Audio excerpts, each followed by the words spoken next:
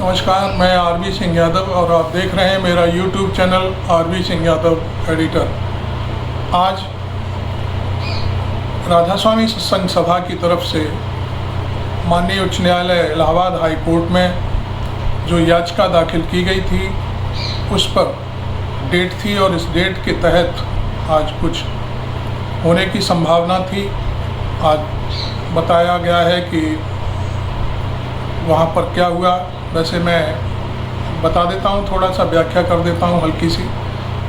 अगली तारीख 16 अक्टूबर लग गई है और इसमें फाइल पर माननीय जज साहब ने जो कुछ आदेश दिए हैं वो मैं राधा स्वामी सत्संग सभा की तरफ से सुरेखा यादव जी मेरे सामने हैं, वो बताएंगी पूरी कहानी, क्योंकि उन्होंने अपने लॉयर्स के ज़रिए से जो बात सामने आई है वो पूरी कहानी बताएंगे। सुरेखा जी बताइए, आज क्या हुआ इलाहाबाद हाई कोर्ट में? नमस्कार। देखिए, जब से ये घटनाक्रम दयालबाग के खिलाफ पुलिस प्रशासन द्वारा करा गया है और हम लोग न्याय की गुहार के लिए हाई कोर्ट माननीय न्यायालय में हम लोग गए हैं कि हम सच्ची तरीके से अपनी बात को रखा है और जितनी भी डेट्स पिछले समय पड़ी हैं वो सारी डेट्स पे किन्हीं न किन्हीं कारणों से हमारी बात को सुनने के बाद में हाई कोर्ट ने इसको स्टे को आगे बढ़ाया है। लेकिन जो आज तारीख थी हाई कोर्ट में, उसमें दोनों ही पार्टियां सम्मिलित हुई हैं। पुलिस प्रशासन की तरफ से भी लोग गए हैं और हम लोग भी वहाँ मौजूद थे। यूपी सरकार की तरफ से वकील आया। यूपी सरकार आगरा जो ही जाएगा कहने के लिए यूपी सरकार ही रहेगी। उसमें विशेष रूप से न्यायाधीश महोदय ने सुना और उन्होंने पहला सवाल उठाया। पहले आपकी फाइल देखी उन्होंने? फाइल सुनने के बाद, देखने के बाद उसमें बहुत सारे तथ्य ऐसे हैं जो हम लोगों ने पूरे फोटोग्राफ्स, जो प्रार्थना पत्र, जो बातें, जो रिकॉर्ड, जो अन्याय दयालबाग के साथ हुआ था, वो सब हम लोगों ने दयालबाग की तरफ से लगाया गया था। खून खराबे के वीडियो भी शायद सारी चीज़ें वहाँ उपस्थित थी और उन्होंने देखा।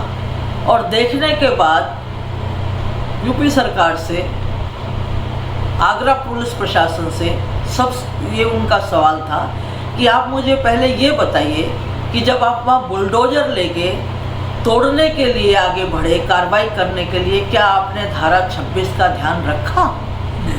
क्या आपने दयालबाग वासियों से, दयालबाग के जो सभा है उनके बाशिंदों को लेके, खुद साथ लेके, जो भी आपके आरोप थे उनको साथ लेके आपने नपाई करवाई तोड़ने से पहले? ये क्या धारा 26 की व्याख्या है शायद आप? जी, मैं यही बताना चाहती हूँ कि धारा 26 के तहत दोनों पार्टियों को जब कोई कार्रवाई करनी होती है तो बैठ के और उनसे ये कहा जाता है कि हम आपके क्षेत्र में, उनका कहना है कि एनक्रोचमेंट है, आप अपने कागज दिखाइए, और वो नाप तोल करके डिक्लेयर करा जाता है कि वाकई में आपने कोई चीज़ घेरी है या नहीं घेरी है, या हमारा मानना ये है प्रशासन का मामला, या आपका मानना क्या है। मतलब डिमार्केशन किया जाता है। लेकिन ऐसा कुछ भी नहीं हुआ, कोई इस तरह की कार्रवाई नहीं हुई, कुछ भी ऐसी चीज़ सामने नहीं आई। तो सीधे सवाल ये था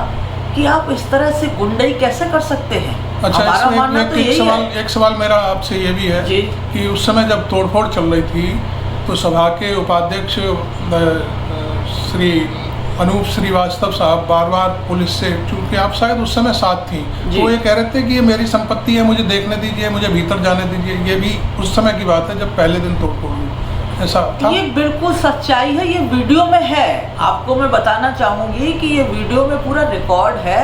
वो बराबर इस बात को कहते रहे कि ये मेरी खुद संपत्ति है, हमारे सभा की संपत्ति है, आप हमें जाने से नहीं रोक सकते। लेकिन उनको डंडे के बल पे, उनको रोक के, उनको बुरा भला बोल के, इतने बड़े अधिकारी को, और उन्होंने कहा आप तो जा ही नहीं सकते। एक तरफा आपने भी कहा था तो शायद लेडी पुलिस बुला ली थी। मैं खुद वहाँ मौजूद थी, तो मैंने पूछा भी सवाल कि मैंने कहा आप हमारी बात तो सुनिए, हमें सुनेंगे नहीं क्या?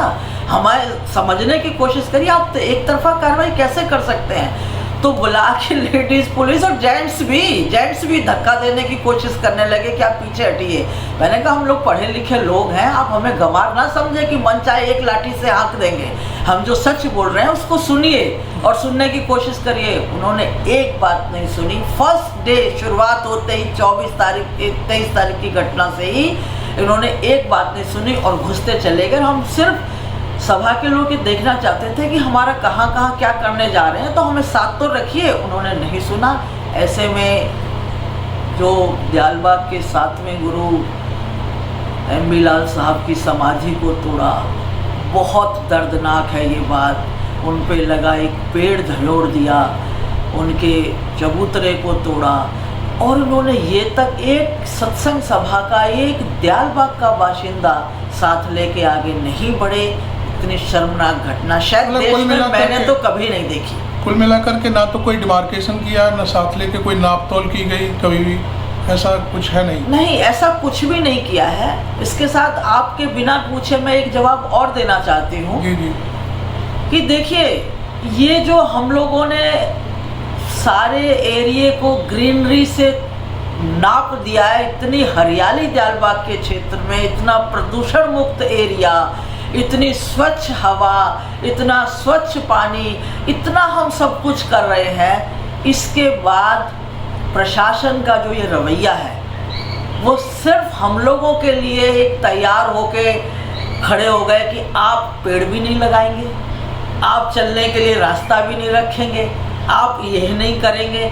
और आप देखिए, मैं माननीय न्यायालय से भी कहती हूँ, अगर इसकी न्यायिक जांच हो जाए, मैं प्रार्थना करूँगी न्यायालय से, तो आप देखिए कि जमुना किनारे जहाँ से आगरा की सीमा शुरू होती है और आगरा की सीमा ख़त्म होती है, इतना एनक्रोचमेंट, इतना घेरे हुए सारे एरिए, इतनी बड़ी बड़ी मल्टी स्टोरीज, बड़े बड़े फार्म हाउसेज, दीवारें, पक्की दीवारें।